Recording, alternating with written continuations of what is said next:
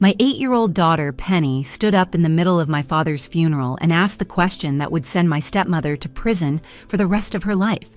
It happened just as the funeral director was inviting people to share their final memories. Margaret, my stepmother, had just finished sobbing through her speech about how peaceful Dad's last moments were. The funeral parlor was packed with neighbors, Dad's bowling league friends, his old co-workers from the post office where he'd worked for 35 years. Everyone was dabbing their eyes, comforting each other, when Penny's small voice cut through the heavy silence like a knife through butter. "Grandma Margaret, should I tell everyone about the pillow, the one you were holding over Grandpa's face when I came to bring him water?" 200 people turned to stare at my daughter. Margaret's face went from grief-stricken widow to ghost-white panic in less than a second. The handkerchief she'd been clutching fell from her trembling fingers and floated to the floor like a surrender flag. "I'm Brooke Hutchins, 38 years old, and I teach 4th grade at Riverside Elementary. My father, Gerald Hutchins, was 71 when he died 3 nights ago, or rather, when he was murdered. We just didn't know it yet. Margaret had been his wife for 12 years, playing the devoted spouse so perfectly that my brother Nolan and I had actually felt grateful Dad had found love again after Mom passed. Nolan works at the water treatment plant across town. He's 41, 3 years older than me, and the kind of brother who still checks my tire pressure when I visit. He was sitting 2 seats down from me when Penny spoke, and I watched his whole body go rigid. He knew, just like I did, that Penny doesn't lie. She doesn't even know how to lie. When she lost her lunch money last month, she told her teacher she'd spent it on Pokemon cards. When she broke my favorite coffee mug, she confessed before I even noticed it was missing. "What pillow, sweetheart?" My voice came out steady, but my heart was hammering against my ribs. The entire room held its breath. Penny looked at me with those bright green eyes she inherited from her father, completely unaware she was about to detonate a bomb in the middle of her grandfather's funeral. She was wearing the black dress with tiny white flowers that Margaret had bought her for Christmas. Margaret, who was now backing away from the podium like it might catch fire. The pillow from their bed, the one with the blue flowers on it. Grandma Margaret was pushing it on Grandpa's face really hard. His feet were moving a lot, like when my goldfish was sick and couldn't breathe right. She told me I was having a bad dream and made me go back to bed. But I know what I saw, Mommy. I wasn't dreaming because I remember the water glass was cold and wet in my hands, and you can't feel cold in dreams. Margaret's mouth opened and closed like she was trying to find words that would make this all go away. The funeral director, Mr. Jameson, stood frozen with his hand still raised from when he'd been directing people to the microphone. Dad's best friend, Tom, dropped his coffee cup. It shattered on the floor, but nobody moved to clean it up. My brother Nolan stood up slowly, his 6'3" frame unfolding like a pocket knife. He looked at Margaret, then at Penny, then at me. We didn't need words. We both knew that our father hadn't died peacefully in his sleep. We knew that the woman we'd trusted to care for him in his final months had done something unforgivable. And we knew that my 8-year-old daughter, in her innocent honesty, had just exposed a murder. The room erupted. Some people gasped. Others started talking all at once. Mrs. Rivera from next door grabbed her purse like she might need to run. Dad's bowling buddy, Harold, actually took out his phone and started recording. Through it all, Margaret stood there, her carefully applied makeup starting to run as real tears finally came. Not tears of grief, but tears of someone watching their carefully constructed lie crumble into dust. Penny tugged on my dress. "Mommy, did I say something wrong? Everyone looks upset." I pulled her close, kissing the top of her head that still smelled like her strawberry shampoo. "No, baby, you said exactly the right thing." The funeral home smelled like lilies and wood polish, that specific combination that makes you know someone has died before you even see the casket. I sat in the front row with Penny on my right, trying to focus on my brother Nolan's eulogy instead of the overwhelming reality that Dad was really gone. The Riverside Funeral Home had been in business since 1952, and 3 generations of my family had been laid to rest in this same room with its burgundy carpet and oak paneling that probably hadn't been updated since the 70s. Gerald Hutchins was more than just my father, Nolan was saying, his voice steady despite the tears in his eyes. He was the guy who taught every kid on our block how to ride a bike. He was the postal worker who knew everyone's names and always had dog treats in his pocket. He was the man who raised 2 kids alone after we lost Mom and never once made us feel like we were missing out on anything. I watched Margaret in my peripheral vision. She sat at the end of our row, dressed in an expensive black suit I'd never seen before. Every few minutes, she'd dab at her eyes with a handkerchief, but I noticed she kept checking her phone, tilting it slightly so no one could see the screen. When someone approached to offer condolences, she'd transform instantly into the grieving widow, clutching their hands and thanking them for coming. "He looked so peaceful," she told Mrs. Chen from the grocery store, like he just drifted away in his sleep. No pain, no struggle. The doctors said his heart just stopped. It was his time. That same line over and over, like she'd rehearsed, it in front of a mirror. Dad had been sick for months with COPD from 40 years of smoking. The diagnosis had come last spring, right after his 71st birthday. His doctor said with proper treatment and oxygen therapy, he could have several more years. Maybe not quality years, but years nonetheless. We'd installed oxygen tanks in their bedroom, arranged for a visiting nurse twice a week, and Margaret had seemed so devoted to his care. She'd quit her part-time job at the library to stay home with him full-time. "She's been amazing," I told my coworker Janet just last week. "I don't know what we'd do without her. She handles all his medications, cooks special low-sodium meals, even learned how to do his breathing treatments." Penny squirmed beside me, her patent leather shoes making little clicking sounds against the chair legs. She'd been staying with Dad and Margaret last weekend while I attended a mandatory teaching conference in Portland. I'd almost canceled, worried about leaving Penny there with Dad being so sick. But Margaret had insisted. "Don't be silly, Brooke. Penny brightens his whole day when she visits. Besides, she's no trouble at all. She just sits with him watching those nature documentaries he loves or playing cards. Go to your conference. We'll be fine." The call had come at 11:30 Sunday night, just as I was packing to drive home the next morning. Margaret's hysterical screaming through the phone made my blood run cold. "He's gone, Brooke. I went to check on him and he wasn't breathing. The paramedics are here, but it's too late." I'd driven through the night, breaking every speed limit between Portland and home. By the time I arrived, Dad's body had already been taken to the funeral home. Margaret was sitting at their kitchen table, still in her nightgown, surrounded by neighbors who'd heard the ambulance. Penny was asleep upstairs, and Margaret assured me she hadn't seen anything traumatic. "She went to bed at 8:30, like always," Margaret had said. "She doesn't even know yet. I thought it best you tell her in the morning." Now, 3 days later, we were here. Dad's casket was closed at Margaret's insistence. "I want people to remember him as he was," she'd said, "not sick and frail at the end." The funeral program featured a photo from last Christmas, Dad wearing the ridiculous Santa hat Penny had made him, his smile still bright despite the oxygen tubes in his nose. "Mommy," Penny whispered, tugging on my sleeve. "I need to tell you something about that night at Grandpa's house."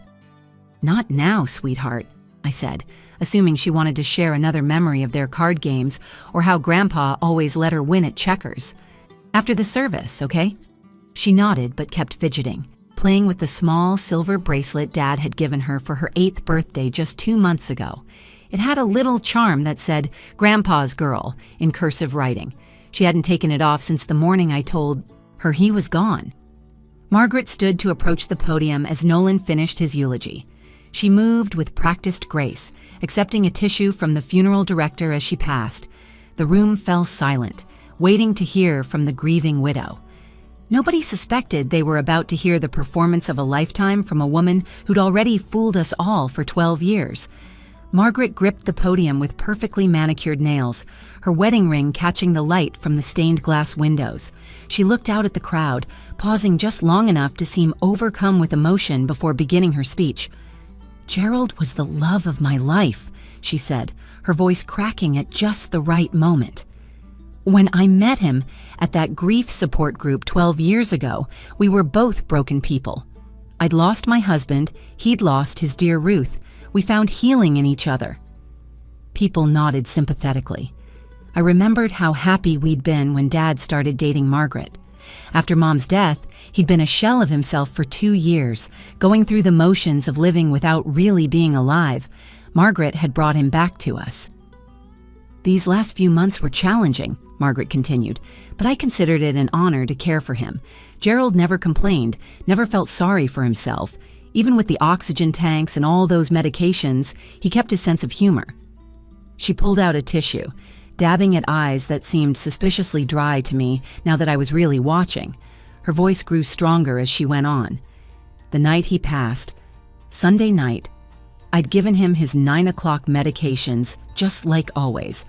I helped him adjust his oxygen, fluffed his pillows, and kissed him goodnight. He told me he loved me and thanked me for taking such good care of him. Those were his last words to me. Thank you for taking care of me, Maggie. Penny's grip on my hand tightened. She was practically vibrating in her seat now, making small distressed sounds that I mistook for grief. Margaret wiped her eyes again. I checked on him at midnight, just like I always did. Sometimes the oxygen mask would slip, and I'd need to adjust it. But when I opened the door, the room was too quiet. That machine that always whooshed and hummed was silent. I knew before I even reached him that my Gerald was gone. That's not true, Penny said, loud enough that the people in the row behind us could hear. I squeezed her hand, a gentle warning to stay quiet, but she pulled away from me and stood up. My stomach dropped as I saw the determination on her face, the same look she got when she knew the answer in class and couldn't wait to be called on. Grandma Margaret, she said, her voice carrying across the entire room, should I tell everyone about the pillow? The transformation in Margaret's face was instant and terrifying. The sad widow mask slipped, revealing something raw and frightened underneath. Her knuckles went white as she gripped the podium harder. What pillow, sweetheart? I asked, though my heart was already racing with a terrible suspicion. Penny turned to face the room full of adults, all staring at her now. She spoke with the clear, matter-of-fact tone of a child who doesn't yet understand that some truths can destroy worlds. The one she was holding over Grandpa's face when I came to bring him water. The pillow with the blue flowers from their bed. She was pressing it down really hard, and Grandpa's feet were kicking, like he was trying to run lying down. Gasps rippled through the room. Someone dropped a hymnal. Margaret's mouth opened and closed without sound. You must have been dreaming, dear, Margaret finally managed, her voice pitched too high. Children have such vivid imaginations when they're upset. But Penny shook her head firmly. No, I wasn't dreaming. I know because I could feel the cold water glass, and my feet were cold on the floor, and I could hear Grandpa's oxygen machine beeping really loud, not the regular breathing sounds it usually makes. It was making the emergency sound, the one that means something's wrong. My brother Nolan was on his feet now.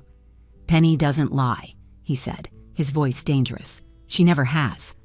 Margaret backed away from the podium. This is ridiculous. She's confused. She's grieving. Children mix up dreams and reality all the time. Then why? I asked, standing slowly. Did you tell us Penny was asleep when it happened? Why did you say she didn't see anything? The funeral director, Mr. Jameson, moved toward the doors, subtly blocking the exit. He'd been in this business for 30 years. He probably recognized when something was very, very wrong. Grandma gave me warm milk that tasted funny, Penny continued, unaware of the chaos she was creating. She said I was sleepwalking and having a bad dream. She walked me back to my room and told me if I talked about my sleepwalking dreams, people would think I was crazy. But Mommy, you always say I should tell the truth, even when it's scary. Margaret's carefully styled hair was starting to stick to her forehead with sweat. She looked around the room at all the faces, no longer sympathetic but suspicious, some horrified, others already pulling out their phones. You don't understand, she said, her voice cracking for real this time. You don't understand what it's like, watching someone you love suffer day after day. The funeral parlor erupted into chaos. People were standing, talking over each other, some heading for the exits, while others pressed closer to hear what would happen next. Margaret stood frozen at the podium, her careful composure crumbling like wet tissue paper. Everyone, please remain calm, Mr. Jameson said, raising his hands, but his own voice shook as he spoke. Nolan was already moving, pulling out his phone as he walked toward Margaret. I'm calling the police, right now. Nobody leaves this room. This is insane, Margaret shrieked, backing away from him. You're going. to traumatize everyone here, believing the fantasies of a child. Gerald was dying. The doctors gave him months at most. The doctors said he had at least a year. I shot back, pulling Penny protectively against me. We were at that appointment together, Margaret.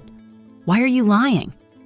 Margaret's eyes darted toward the exit, but Tom and Harold, Dad's bowling friends, had moved to block her path.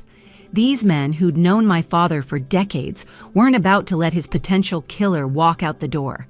Penny, I knelt down to my daughter's level, keeping my voice calm despite the rage building in my chest.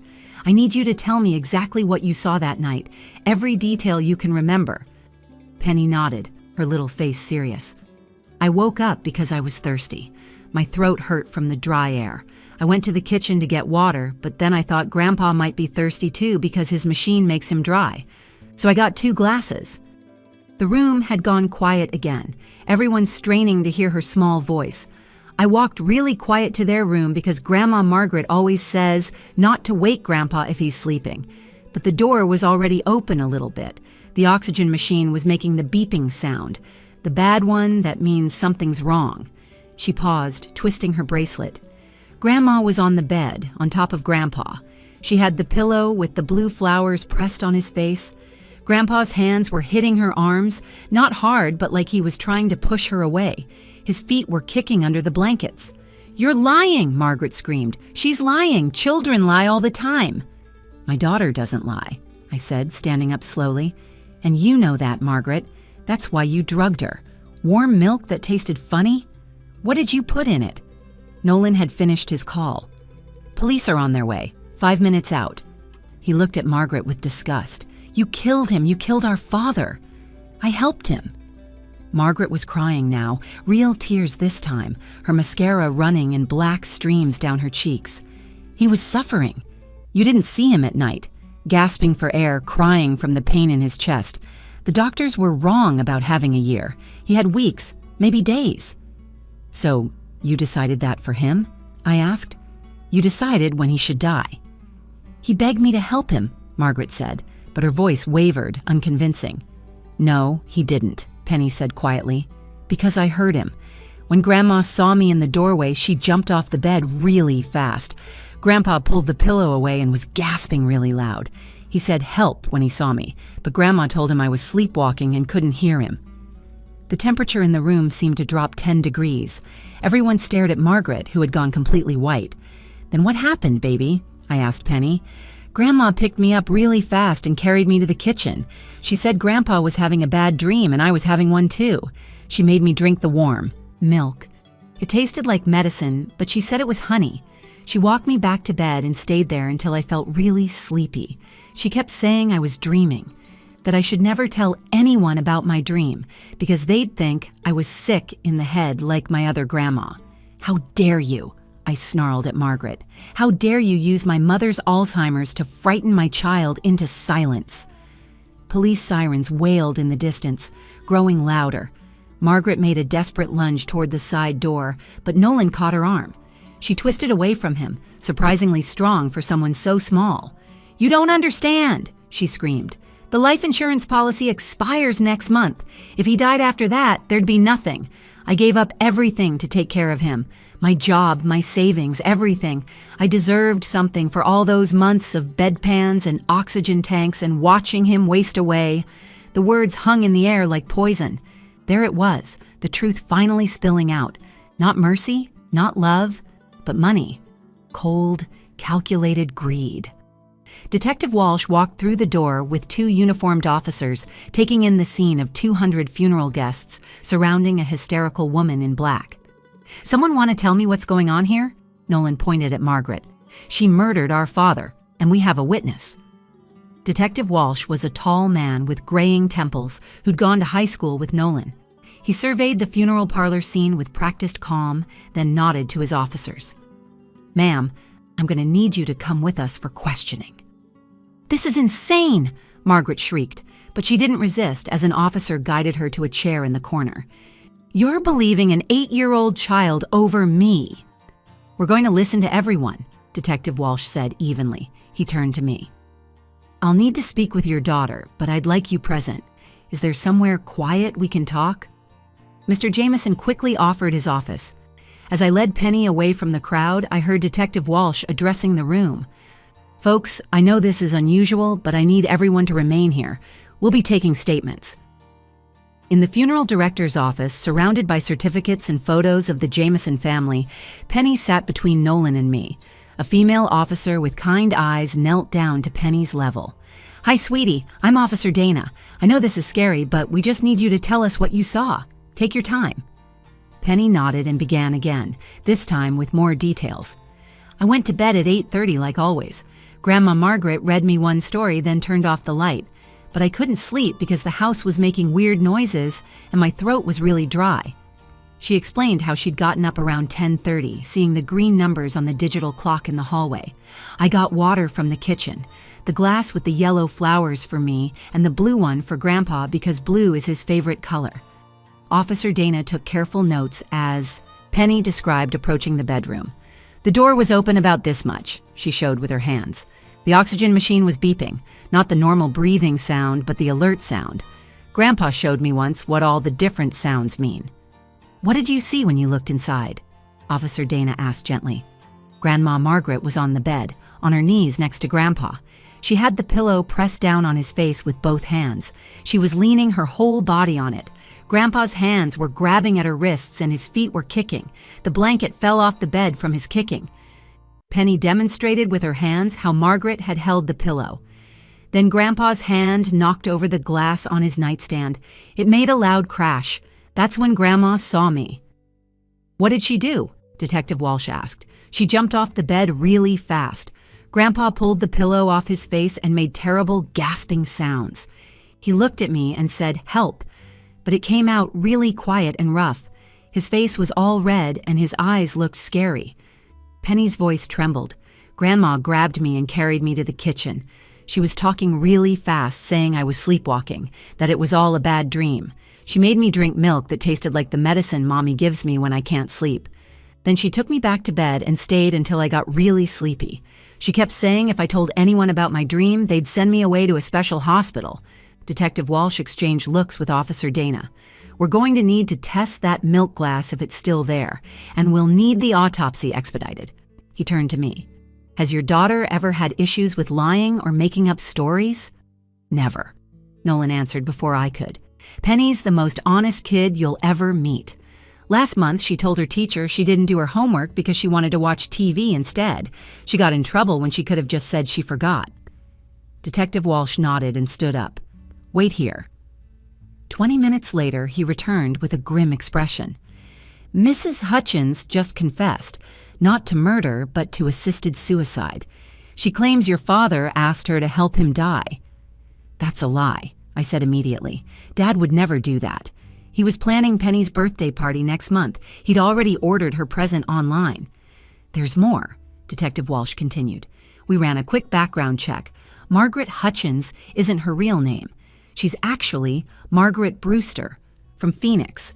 Her first husband died under similar circumstances 5 years before she met your father.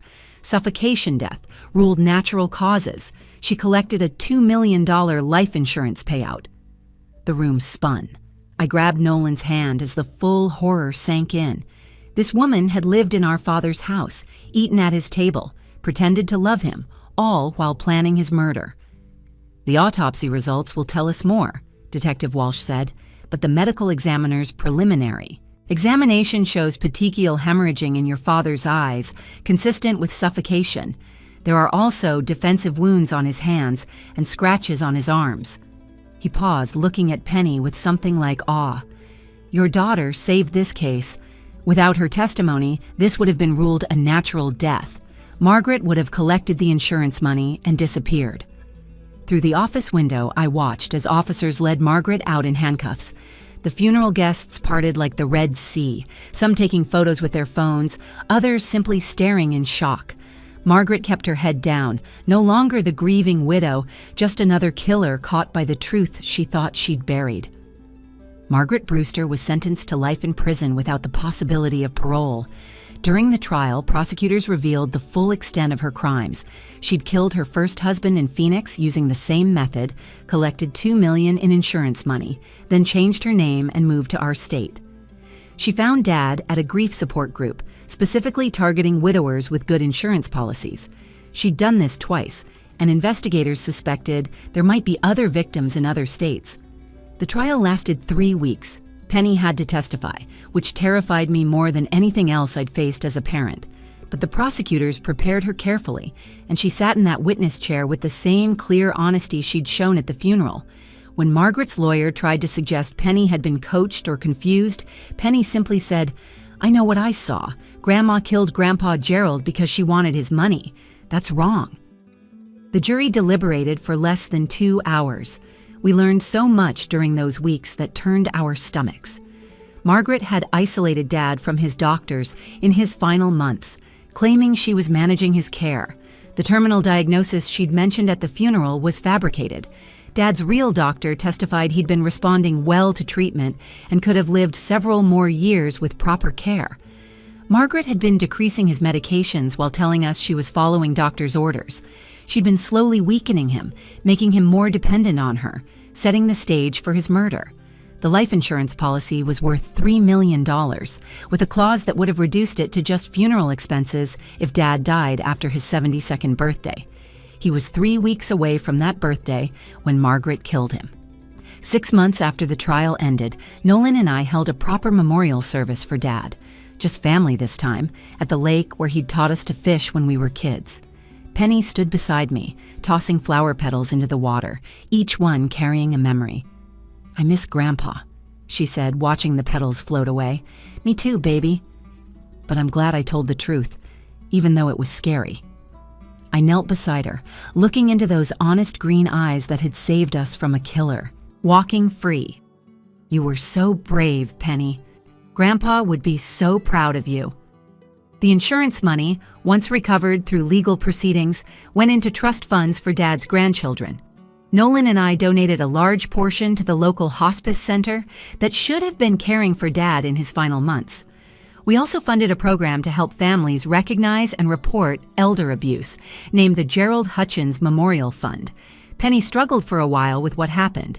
Other kids at school whispered about her being the girl who caught a murderer at a funeral.